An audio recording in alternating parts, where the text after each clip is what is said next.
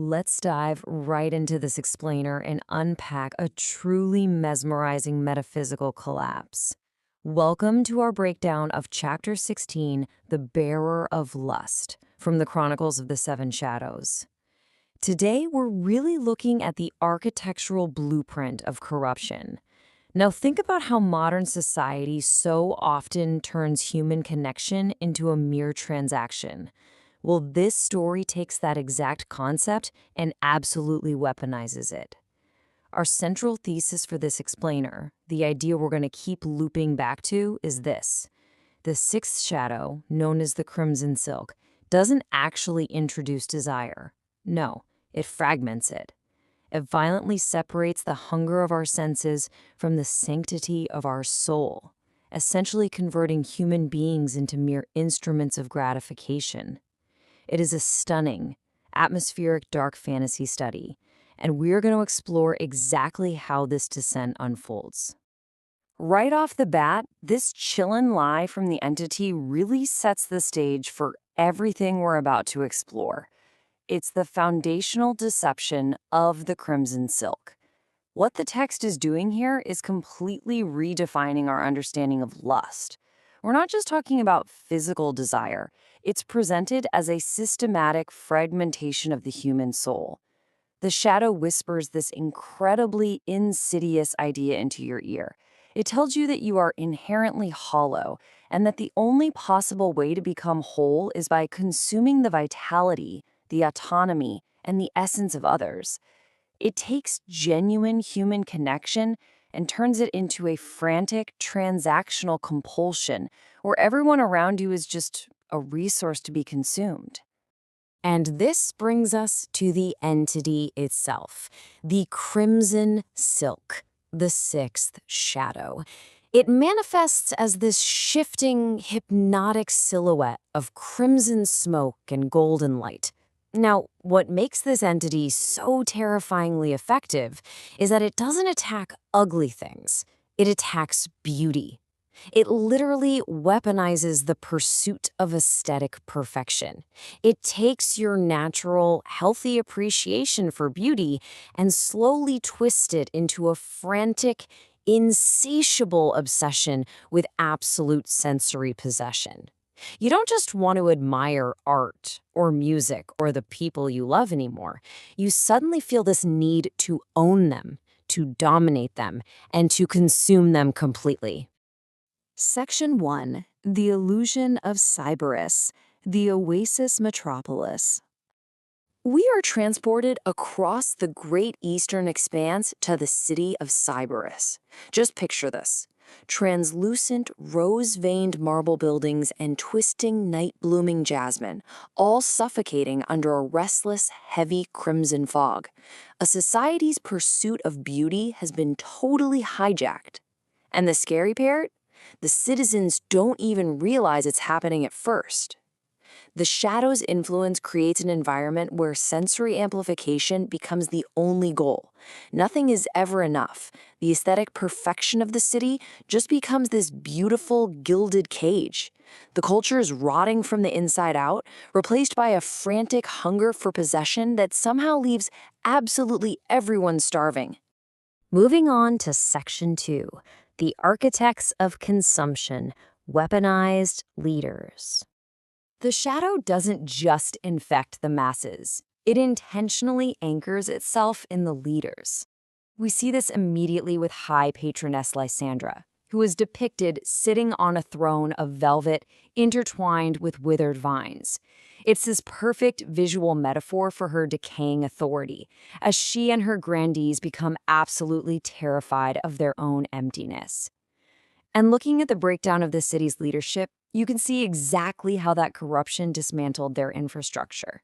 Take Lord Julian, the chief architect. His former civic duties involved building grand aqueducts and academies, right? Structures meant to sustain and elevate the public.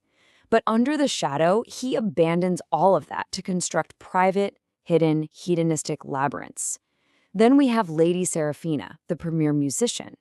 She literally traded communal hymns that brought people together for hypnotic, intoxicating lyre chords. She's playing melodies designed specifically to induce a psychological dependency in her listeners. They completely stopped serving the city and started feeding the void. To summarize this structural collapse, these three young leaders act as the core anchors for the entity's influence over the entire metropolis. You have High Patroness Lysandra, completely clouded by an insatiable vacancy. You have Lord Julian, trapping himself and others in private illusions. And you have Lady Seraphina, binding the populace through psychological dependency. When you boil it down, they are all running from the exact same thing: the terrifying realization that, despite all their power and their aesthetic perfection, they are entirely empty inside. And the shadow feeds directly on that terror. Section 3. The Math of the Soul, the Calculus of Internal Completeness. So when our protagonist, Island Mar, alongside Vassago, finally confronts the entity in the Crimson Pavilion, they don't just draw swords. Island doesn't use brute force. No, he uses math. This is where the source text elevates into a deeply academic, systemic study of the soul. He calls it the calculus of internal completeness. He actually utilizes Tier 1 geometric equations to prove that true fulfillment is found in self-contained internal integration, not in the frantic external consumption of others. Think about it. Island is systematically deconstructing the shadow's lie. He's proving that you can experience beauty, you can appreciate art, and deeply connect with humans without that toxic urge to possess or dominate. Autonomous will and intrinsic integration will always defeat the counterfeit eternity of lust. And here is the actual formula pulled straight from the text. Ilian models the soul trapped in lust as a fragmented, open curve that diverges into chaos. We have F, which equals the limit as n approaches infinity of the sum of d sub I divided by 1 plus kappa times p sub I. Now, I know it might look complex, but what it fundamentally represents is the tragedy of a consumerist soul doomed to exponential degradation and ultimate exhaustion. Let's break down exactly what these variables mean for the people of Sybaris, and honestly, for us. Okay, so F represents diminishing fulfillment. D sub I is the sensory intensity of your current experience. P sub I is the accumulation of past acquisitions, and kappa is the coefficient of degradation. The math proves something really profound here. As your past acquisitions increase, the denominator of this equation grows exponentially, meaning the external summation yields diminishing returns. The system literally forces your dependency to approach infinity, while your actual fulfillment, your F, drops to absolute zero. It's exactly like the diminishing returns of endlessly doom-scrolling social media or chasing modern consumerism, right? The more you consume, the emptier you become. But by shifting away from that open, unstable curve of constant consumption, Ilian proposes a perfect, self-sustaining loop, a single 100% sovereign circle of internal integration. This beautifully illustrates a soul that is complete within itself. It absolutely does not need to feed on the vitality of others just to exist. It is centered, it's whole, and perfectly integrated. And this mathematical truth is exactly what shatters the Crimson Silk's grip on the city. Which brings us to Section 4, the sovereign rejection, shattering the illusion. Once the mathematical and philosophical reality of this principle of inviolable sovereignty is exposed, the counterfeit eternity the shadow promised is revealed as just a hollow void. The awakening is rapid and it's incredibly decisive. First, High Patroness Lysandra looks at the shadow's grand vision of eternal youth, and she realizes the faces of her citizens in this vision are just blank, featureless masks. So she rejects it, taking back her free will. Then, Lord Julian throws his blueprints for those hidden labyrinths right into a central brazier, watching them burn to ash. And finally, Lady Seraphina strikes a single resonant chord on her lyre that absolutely shatters the glass-like crimson illusions hanging over the room. They flat out refuse to be instruments of gratification any longer. As for the entity itself, well, it turns all its fury onto Ilian Mar. But Ilian simply extends an open, calm palm against the surging, dark purple shriek of ash. The text states a profound rule here. A shadow cannot corrupt a mind centered in truth. Because Ilian is perfectly integrated, the entity finds no internal foothold, no hidden desire, no little hook to exploit. Having absolutely nothing to feed on, the crimson silk rebounds upon its own void and completely dissolves, just like morning mist.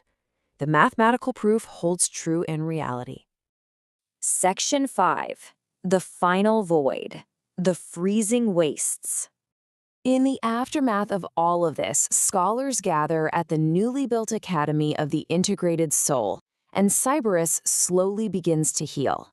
But as our perspective retreats away from the beautiful rose-veined oasis, we traverse out to a desolate plateau of black stone and eternal twilight. Here, the cosmic observer Belial makes a terrifying observation. Humanity has fought and mastered the burning fires of passion, pride, greed, wrath, envy, and now lust. These were active burning temptations, but there is one final shadow left lurking in the dark: sloth, the seventh shadow. Now let's be clear, this isn't just laziness. It is absolute spiritual indifference and total moral inertia. It is a heavy, freezing weight that seeks to extinguish the human spark entirely, simply by convincing humanity that absolutely nothing matters. Which leaves us with this final, chilling question to ponder. Now that the active, fiery passions are conquered, what happens when humanity faces absolute spiritual indifference? It's one thing to fight a burning desire, but how on earth do you fight a shadow that simply asks you to abandon the responsibility of choosing altogether? Will an ethically active society be enough to resist this ultimate freezing void? It's a massive philosophical cliffhanger, and it fundamentally changes how we view the final battle ahead. Thank you so much for joining me on this explainer. Keep asking this big questions, and I'll catch you next time.